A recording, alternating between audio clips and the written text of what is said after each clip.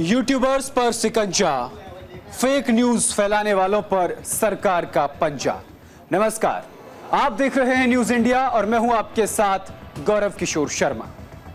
Fake news को लेकर के सरकार गाइडलाइन जारी करती है। देश में प्रोपेगेंडा फैलाए जाते हैं, भ्रामक खबरें फैलाई जाती हैं। साल 2023 में भी इसको लेकर के लोगों से सुझाव मांगा गया था कि किस तरीके से डिजिटल वर्ल्ड में जो फेक न्यूज फैलाई जाती हैं, जो प्रोपेगेंडा फैलाए जाते हैं, इनसे कैसे बचा जाए, इसको लेकर लोगों से सुझाव मांगे थे और एक ड्राफ्ट तैयार किया था। वो एक पहला ड्राफ्ट था। सरकार अब दूसरे ड्राफ्ट पर काम कर रही है। उसी को लेकर आज हम हाजिर हैं डिजिटल स्ट्राइक में। लेकिन उससे पहले आपको बताते हैं कि आज की हमारी इस खबर में क्या कुछ खास है। देखिए, खबर में क्या कुछ खास है। किन यूट्यूबर्स पर शिकंजा कसा जाएगा, हम आपको अपनी खबर में यह भी बताएंगे। कौन से वो यूट्यूबर्स होंगे जिन पर शिकंजा कसा जाएगा। आगे बढ़ते हैं। यूट्यूब पर कौन सा यूट्यूब चैनल समाचार का प्रसारण कर सकता है। अभी आमतौर पर क्या होता है कि कोई भी व्यक्ति, निजी व्यक्ति, कोई भी यूट्यूब चैनल बनाता है और समाचारों का प्रसारण करना शुरू कर देता है, समाचार देना शुरू कर देता है। चाहे वो समाचार भ्रामक हो, प्रोपेगेंडा से भरे हुए हो या फिर फेक हो, उन पर अभी कोई कार्रवाई नहीं की जाती। हालांकि अगर कोई ज्यादा सेंसिटिव होता है तो यूट्यूब स्वतः संज्ञान ले लेता है, लेकिन अब ऐसा नहीं होगा। इसको लेकर सरकार ने क्या कुछ नया खाका तैयार किया है, क्या किस खाके पर काम कर रही है, किस ड्राफ्ट पर काम कर रही है, आगे हम अपनी इस खबर में आपको ये भी बताएंगे। आगे चलते हैं। 2024 संस्करण में डिजिटल समाचार प्रसारक की नई श्रेणी क्या है, वो भी हम आपको बताएंगे कि 2024 का जो संस्करण आएगा,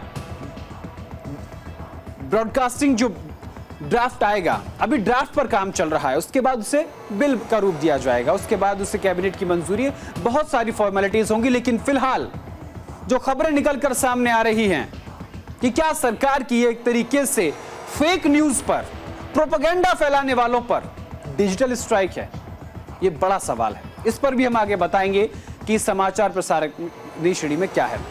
डिजिटल समाचार प्रसारक को कानून के दायरे में लाने का प्रस्ताव, इस पर भी हम आज आपसे चर्चा करेंगे। अपनी खबर में हम आपको यह भी बताएंगे कि आज किस तरीके से डिजिटल प्लेटफॉर्म पर, सोशल मीडिया पर, ट्विटर पर, यूट्यूब पर, फेसबुक पर, इंस्टाग्राम पर जो खबरें चलाई जाती हैं, जो कंटेंट लिखा जाता है, आगे से अब उसके लिए कंटेंट राइटर स्वयं जिम्मेदार होगा। कोई भी सोशल मीडिया प्लेटफॉर्म उसकी जिम्मेदारी नहीं लेगा। आमतौर पर यह होता था कि आप कोई भी खबर गलत चलाते हैं तो उस प्लेटफॉर्म पर एक्शन की बात कही जाती थी, लेकिन अब जो कंटेंट राइटर है, जो यूजर है, उस पर कार्रवाई होगी। कैसे, वो आज हम आपको अपनी रिपोर्ट में बताएंगे। आगे चलते हैं। फेक न्यूज और प्रोपेगेंडा फैलाने वालों पर अब सीधी कार्रवाई होगी। यानी अगर कोई भी प्रोपेगेंडा फैलाता है या फिर फेक न्यूज फैलाता है तो फिर वो भी कानून के दायरे में आएगा। ड्राफ्ट में इसको भी शामिल किया गया है। आगे बताते हैं और इस खबर में हम आपको क्या बताने वाले हैं। ओटीटी के वल्गर कंटेंट पर अब रोक लगेगी। दरअसल होता यह है कि ब्रॉडकास्टिंग जो एमआईबी है, एमआईबी में ओटीटी का रजिस्ट्रेशन नहीं होता है। ओटीटी प्लेटफॉर्म तैयार किया जाता है, उस पर कोई भी कंटेंट बनाकर डाल दिया जाता है, चाहे वो सामाजिक दृष्टिकोण से ठीक है या नहीं है। एक डिस्क्लेमर लगा दिया जाता है कि बिलो 18 यानी 18 साल से कम उम्र के युवा या युवती इस कंटेंट को ना देखें। लेकिन अब ओटीटी कंटेंट का जो वल्गर कंटेंट होगा, इस पर भी रोक लगेगी। तो आज हमने आपको बताया कि इस खबर में हम आपको आगे क्या क्या बताएंगे। तो हमने आपको बताया कि इस खबर में क्या कुछ खास है।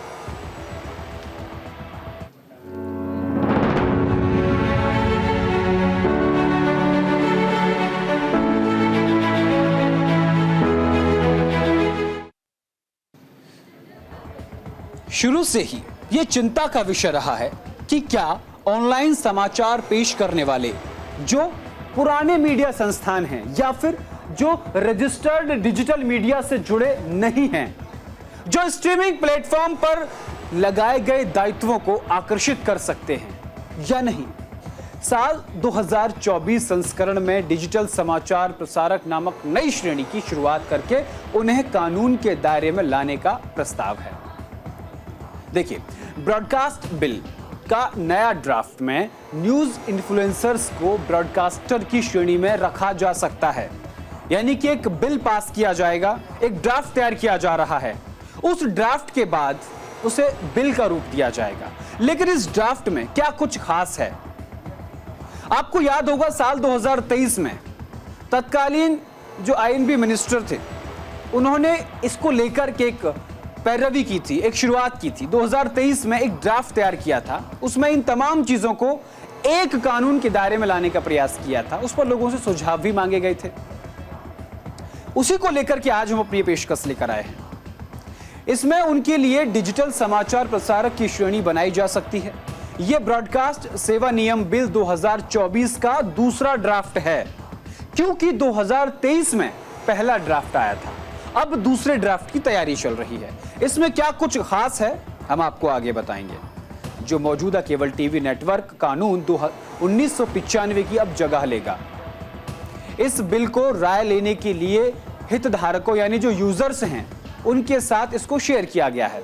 इसमें कहा गया है कि जो लोग नियमित रूप से सोशल मीडिया पर वीडियो अपलोड करते हैं, पॉडकास्ट बनाते हैं या ऑनलाइन करंट अफेयर्स के बारे में लिखते हैं, यानी कि जो ऑनलाइन टीचिंग करते हैं, ऑनलाइन टीचर्स पढ़ाते हैं, उन सभी को अब इस कानून के दायरे में लाया जाएगा। यानी आर्थिक दृष्टिकोण से भी एक नया ड्राफ्ट इसमें तैयार किया जा रहा है। आर्थिक दृष्टिकोण से भी उनको इस दायरे में लाया जाएगा। कई बार ऐसा देखने को मिला है कि जो डिजिटल इन्फ्लुएंसर्स होते हैं, वो महंगी महंगी गाड़ियां और विदेशों में घूमने की तस्वीरें साझा करते हैं। उनके पास इतना पैसा कहां से आता है, जबकि वो अपनी आईटीआर उतनी रिटर्न फाइल नहीं करते हैं जितना वो शो ऑफ करते हैं। इसलिए अब उन लोगों को भी इसमें निगरानी में रखा जाएगा और उन पर भी अब उनको भी इस कानून के दायरे में लाया जाएगा। साथ ही कहा गया कि उन्हें डिजिटल समाचार प्रसारकों के रूप में वर्गीकृत किया जा सकता है।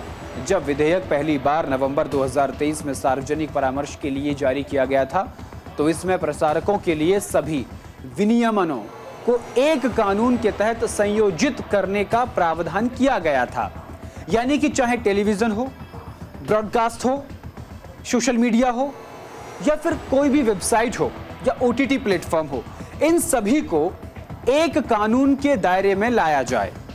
लेकिन कुछ देश में प्रोपेगेंडा फैलाने वालों को लगता है कि शायद यह कानून उनकी निजता का हनन करेगा, राइट टू प्राइवेसी जो है उसका हनन करेगा, फ्रीडम ऑफ स्पीच का हनन करेगा। लेकिन ऐसा कुछ नहीं है।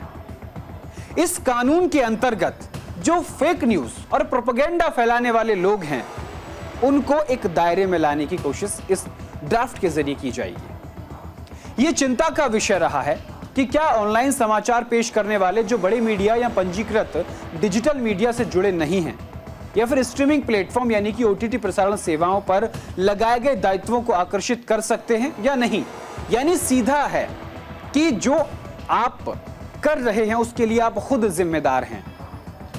2024 संस्करण में डिजिटल समाचार प्रसारक नामक नई श्रेणी की शुरुआत करके उन्हें कानून के दायरे में लाने का प्रस्ताव है। नया ड्राफ्ट समाचार और समसामयिक मामलों के कार्यक्रमों को भी परिभाषित करता है, जिसमें मौजूदा चीजें जैसे कि कोई तस्वीर है, वेबसाइट पर आपने कंटेंट लिखा है, कोई भी तस्वीर है, इसके अलावा आपने कुछ भी लिखा है, ये तमाम चीजें उसमें शामिल होंगी। यानी इंटरनेट वर्ल्ड पर आप कुछ भी लिखेंगे, ये उस कानून के दायरे में आएगी और उसको कानून बनाने की तैयारी की जा रही है। कार्यक्रम और प्रसारण की परिभाषाओं को भी क्रमशः कार्यक्रम में शामिल करने के लिए संशोधित किया गया है। सूक्ष्म में आपको बताते हैं, जिस तरीके से सभी समाचार और समाचार से संबंधित ऑनलाइन चीजें जैसे सोशल मीडिया, वेबसाइट, न्यूज़लेटर्स और पॉडकास्ट पर वीडियो और कमेंट्री लोग करते हैं, अक्सर ब्लॉग्स बनाते हैं, ये तमाम लोग इस ड्राफ्ट के अंतर्गत आएंगे। ये ड्राफ्ट बाद में बिल का रूप लेगा और बिल फिर कानून का रूप लेगा। वैसे आपको बता दें कि यह बिल अभी सलाह मशवरा के लिए रखा गया है, यानी सिर्फ दूसरा ड्राफ्ट तैयार किया जा रहा है। ड्राफ्ट तैयार होने के बाद इसे संसद में पेश करने से पहले कैबिनेट की मंजूरी लेनी होगी। उसके बाद ये संसद में पेश किया जाएगा और फिर उसके बाद राष्ट्रपति की मोहर लगने के बाद ये कानून बन जाएगा। ये प्रस्तावित प्रावधान एक बड़े दृष्टिकोण का हिस्सा है जो स्ट्रीमिंग सेवाओं और डिजिटल समाचार प्रसारकों से संबंधित चीजों और सोशल मीडिया मध्यस्थों के लिए नए दायित्वों का परिचय देता है। यानी कि उन लोगों की जिम्मेदारियां और बढ़ जाएंगी। आप कोई प्रोपेगेंडा नहीं चला सकते, आप कोई वल्गर कंटेंट नहीं दे सकते, आप झूठी तस्वीरें नहीं दे सकते, आप हाफ न्यूज नहीं दे सकते, आप अधूरी जानकारी नहीं दे सकते। अगर आप ऐसा करते हैं तो आप इसमें कानून के दायरे में आप आते हैं और आप पर कार्रवाई होगी। और ऐसा करना स्वस्थ समाज के लिए गलत है। लेकिन कुछ चंद यूट्यूबर्स को लगता है कि उनकी प्राइवेसी का हनन होगा, फ्रीडम ऑफ स्पीच उनका खत्म कर दिया जाएगा, लेकिन ऐसा नहीं है।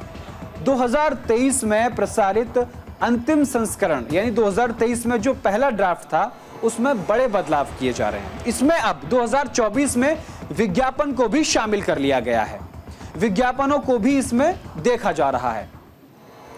एक नई परिभाषा बनाई गई है विज्ञापनों को लेकर, आईटी एक्ट इसको कह सकते हैं। स्ट्रीमिंग सेवाओं के संदर्भ में जैसे ओटीटी प्रसारण सेवाएं अब इंटरनेट प्रसारण सेवाओं की परिभाषा का हिस्सा नहीं है। ओटीटी प्रसारण सेवाओं की परिभाषाओं को भी संशोधित किया गया है, जिसके चलते न केवल नेटफ्लिक्स और अमेजॉन प्राइम वीडियो बल्कि सभी जो वीडियो मेकर्स हैं, जो वीडियो बनाते हैं, नियमित रूप से सोशल मीडिया पर अपनी वीडियो अपलोड करते हैं, वो निश्चित रूप से ओटीटी प्रसारण की सेवाओं के अंतर्गत आएंगे। यानी कि जो नियम एक बड़े यूजर के लिए होगा वो एक छोटे यूजर के लिए भी होगा। उदाहरण के तौर पर आपको बता देते हैं, जैसे एक चार्टर्ड अकाउंटेंट जो आईटीआर रिटर्न दाखिल करने के तरीके के बारे में यूट्यूब और इंस्टाग्राम पर वीडियो पोस्ट करता है, वो इस बिल के तहत एक पेशेवर काम है और यदि उसके पास पर्याप्त ग्राहक हैं तो वो बिल के प्रावधानों को आकर्षित कर सकता है। यानी कि ये तमाम बिल जो बनेंगे ये उस पर लागू होंगे, नियम उस पर भी लागू होंगे। वो एक पेशेवर वीडियो अपलोड यानी रेगुलर कंटेंट क्रिएटर के रूप में उसकी पहचान होगी और वो इस बिल के दायरे में आएगा। फर्ज कीजिए एक पत्रकार जो नियमित रूप से ट्वीट करता है वो भी इसके अंतर्गत आता है। किसी भी कार्यक्रम के संदर्भ में दी गई कोई भी अपनी ओपिनियन या फिर कोई नई परिभाषा या सोशल मीडिया के बीच में कोई भी आपने विज्ञापन दिया है, इंटरनेट सेवा को देते हैं, ऑनलाइन कोई भी चीज आप सर्च करते हैं और कोई भी ऑनलाइन शॉपिंग करते हैं, वो तमाम चीजें अब इस बिल के दायरे में होंगी। यानी कि अब जो ग्राहकों के साथ गलत चीजें होती थी, ऑनलाइन शॉपिंग के दौरान कुछ ऑर्डर करना और कुछ घर पर आ जाना, वो भी अब इस ड्राफ्ट में शामिल किया गया है जो आगे बिल के लिए जाएगा। नए विधेयक सरकार को सोशल मीडिया प्लेटफॉर्म और ऑनलाइन विज्ञापन मध्यस्थों के लिए अलग अलग उचित परिश्रम और दिशा निर्देश निर्धारित करने की अनुमति देता है और सभी मध्यस्थों को अपने प्लेटफॉर्म पर ओटीटी ब्रॉडकास्टर्स और डिजिटल न्यूज ब्रॉडकास्टर्स से संबंधित जानकारी सहित कुछ भी प्रदान करता है, उसके लिए यह आवश्यक होता है कि वो इस बिल के दायरे में आए। सरकार अधिनियम का अनुपालन सुनिश्चित कराएगी। यानी कि सरकार प्रशासन यानी जहां पर भी ये संस्थान होगा, जहां भी रजिस्टर्ड होगा, वो सीधी इस पर कार्रवाई कर सकते हैं। तो ये हमने आपको विस्तार से बताया। अब हम आपको बताते हैं कि इस नए डिजिटल बिल कह सकते हैं ब्रॉडकास्ट सेवा नियम को, नए डिजिटल बिल में क्या कुछ खास है। अब हम आपको ये ग्राफिक के जरिए बताते हैं इसमें क्या कुछ खास है। देखिए नए डिजिटल बिल में क्या है। यह ब्रॉडकास्ट सेवा नियम बिल 2024 का दूसरा ड्राफ्ट है जो मौजूदा केबल टीवी नेटवर्क कानून 1995 की जगह लेगा। यानी अभी जो हमारे पास है वो केबल टीवी नेटवर्क 1995 में एक लागू हुआ था, अभी हमारे पास सिर्फ वो है। लेकिन अब इसकी जगह 2024 में एक नया ड्राफ्ट तैयार किया जा रहा है जो आगे बिल की जगह लेगा और उसको इसकी जगह उसको शामिल किया जाएगा। चलिए अब आगे बताते हैं कि इसको डिजिटल बिल कह सकते हैं। जो लोग नियमित रूप से सोशल मीडिया पर कंटेंट डालते हैं उन्हें डिजिटल समाचार प्रसारकों के रूप में वर्गीकृत किया जा सकता है। यानी कि जो लोग यूजर हैं, जो लोग रोजाना अपने ब्लॉग डालते हैं, कोई भी खबर डालते हैं, जानकारी लोगों तक पहुंचाते हैं, जिस तरीके से उदाहरण के तौर पर कोई भी अध्यापक है, वो आपको गणित के विषय में बताता है, गणित की जानकारी देता है, सामान्य ज्ञान के विषय में वीडियो अपलोड करता है, वो एक पेशेवर कह सकते हैं, वो एक पेशेवर है और वो इस कानून के दायरे में आएगा। आगे बढ़ते हैं। प्रसारक नामक नई श्रेणी की शुरुआत करके उन्हें कानून के दायरे में लाने का ये प्रस्ताव रखा गया है। आगे चलते हैं। सोशल मीडिया हो, वेबसाइट हो या फिर न्यूज़लेटर हो, पॉडकास्ट पर वीडियो अपलोड करना और कमेंट्री करना, ये भी उस बिल के दायरे में आएगा। आगे बढ़ते हैं। ब्रॉडकास्ट बिल के नए ड्राफ्ट में न्यूज इन्फ्लुएंसर्स को ब्रॉडकास्टर की श्रेणी में रखा जा सकता है। ये बड़ी जानकारी आपको बता रहे हैं। इसमें उनके लिए डिजिटल समाचार प्रसारक की श्रेणी बनाई जा सकती है। आगे चलते हैं। देखिए, इसमें उनके लिए डिजिटल समाचार प्रसारक की श्रेणी बनाई जा सकती है, यानी कि आप डिजिटली तौर पर समाचार प्रसारण करते हैं। अब चलते हैं, आपको बताते हैं कि ब्रॉडकास्ट सेवा नियम बिल 2024 के फायदे क्या क्या हैं। अगर ये लागू हो जाता है, ड्राफ्ट बनने के बाद अगर लागू होता है, तो इसके फायदे क्या होंगे। सूचना प्रसारण मंत्रालय में रजिस्टर्ड संस्था ही सोशल मीडिया, वेबसाइट या यूट्यूब पर समाचार दे सकती है। यानी कि अगर आप रेगुलर कंटेंट क्रिएटर हैं तो आपको अपने प्लेटफॉर्म को रजिस्टर्ड कराना अनिवार्य होगा। ये इसके फायदे हैं। चलिए आगे बढ़ते हैं। इसमें और क्या है। फेक न्यूज पर सरकार की नजर रहेगी। हालांकि फेक न्यूज को लेकर के जो प्लेटफॉर्म है वो भी पूरा सेंसर करते हैं, लेकिन सरकार की भी इस बिल के आने के बाद, इस कानून को बनने के बाद पूरी नजर रहेगी। आगे बढ़ते हैं। इसमें सबसे बड़ी बात क्या होगी, कोई भी व्यक्ति बिना रजिस्ट्रेशन के YouTube पर समाचार नहीं दे सकता। यानी कि अब उनको सूचना प्रसारण मंत्रालय में अपने YouTube चैनल का रजिस्ट्रेशन कराना होगा। जिस तरीके से अखबार का RNI नंबर होता है, उसी तरीके से अब YouTube चैनल का भी रजिस्ट्रेशन होगा, तभी आप समाचार दे सकते हैं। एक और जो सबसे बड़ा फायदा होगा, प्रोपेगेंडा फैलाने वालों पर सीधी कार्रवाई होगी। जो लोग प्रोपेगेंडा फैलाने वाले हैं उन पर अब सीधी कार्रवाई हो सकती है। अगला फायदा इसका बेहद महत्वपूर्ण है, जो आजकल बहुत ज्यादा चर्चा में है। डीप फेक और AI पर लगाम लगेगी।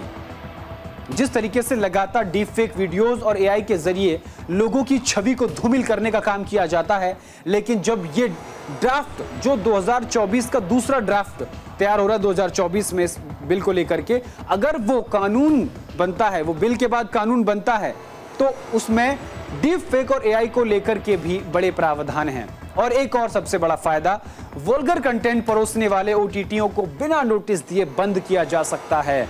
यानी कि जो भी OTT प्लेटफॉर्म सामाजिक समरसता को खराब करने की कोशिश करेगा, धार्मिक उन्माद फैलाएगा या फिर कोई भी असामाजिक कृत्य अपने OTT प्लेटफॉर्म के जरिए करेगा, जिस तरीके से गाली गलौज आमतौर पर OTT की वेब सीरीज में देखने को मिलती है, अगर ऐसा होता है तो उन OTT प्लेटफॉर्म को सीधा बिना नोटिस दिए बंद किया जा सकता है। सबसे आखिरी में, सोशल मीडिया पर अश्लीलता फैलाने वालों पर भी कानूनी कार्रवाई के साथ साथ सजा का प्रावधान भी इसमें है, यानी कि सजा भी उनको मिल सकती है। चलिए, ये तो रही ब्रॉडकास्ट सेवा नियम बिल 2024 के फायदे। अब हम आपको बताते हैं देश में पिछले 24 वर्षों में डिजिटल के क्षेत्र में क्या बदला है। देखिए, इसको देखिए। इंटरनेट उपयोगकर्ता 24 साल पहले सिर्फ 55 लाख थे, लेकिन आज इंटरनेट यूजर्स की संख्या हो गई है 100 करोड़। आज 100 करोड़ इंटरनेट यूजर्स हैं। आगे बढ़ते हैं। सेवा प्रदाता यानी इंटरनेट यूजर्स जो हैं, जो इंटरनेट की सेवा प्रदान करते हैं, तब सिर्फ कौन थे, इंटरमीडियरीज थे, वो एक ही तरह के थे। लेकिन अब क्या हो गया है, तब में 24 साल पहले के इंटरनेट यूजर्स में और अब में आपको फर्क बता रहे हैं। तब 100 करोड़ यूजर्स थे जो सिर्फ याहू और जीमेल यूज करते थे, लेकिन आज e-commerce, digital media, social media, artificial intelligence, OTT और गेमिंग के लिए इंटरनेट का इस्तेमाल किया जा रहा है। तो आप सोच सकते हो 100 करोड़ उपभोक्ताओं को ध्यान में रखते हुए ये ड्राफ्ट तैयार किया जा रहा है। इससे क्या खतरा है? पहले सिर्फ हैकिंग का खतरा था कि हमारी जो आईडी है उसको, जो जीमेल है, याहू है, कोई भी ऑर्कुट अकाउंट बनता था उसको सिर्फ हैक किया जा सकता था। लेकिन अब फेक न्यूज और हेट स्पीच के लिए भी इंटरनेट का इस्तेमाल किया जा रहा है। तो ये हम आपको 24 सालों में डिजिटल के क्षेत्र में कितने बड़े बदलाव हुए हमने आपको वो बताया। साथ ही साथ 2024 में जो दूसरा ड्राफ्ट बनकर तैयार हो रहा है उसके विषय में भी हमने आपको विस्तार से बताया। तो हम कह सकते हैं कि ये जो अब ड्राफ्ट तैयार किया जा रहा है, अगर ये बिल का रूप लेता है, उसके बाद कानून बनता है, तो फेक न्यूज फैलाने वाले, प्रोपेगेंडा फैलाने वाले और अश्लील कंटेंट परोसने वाले लोगों पर सरकार की डिजिटल स्ट्राइक होगी। फिलहाल के लिए मेरे साथ इस कार्यक्रम में सिर्फ इतना ही। देश और दुनिया की तमाम बड़ी खबरों के लिए देखते रहिए न्यूज़ इंडिया। नमस्कार।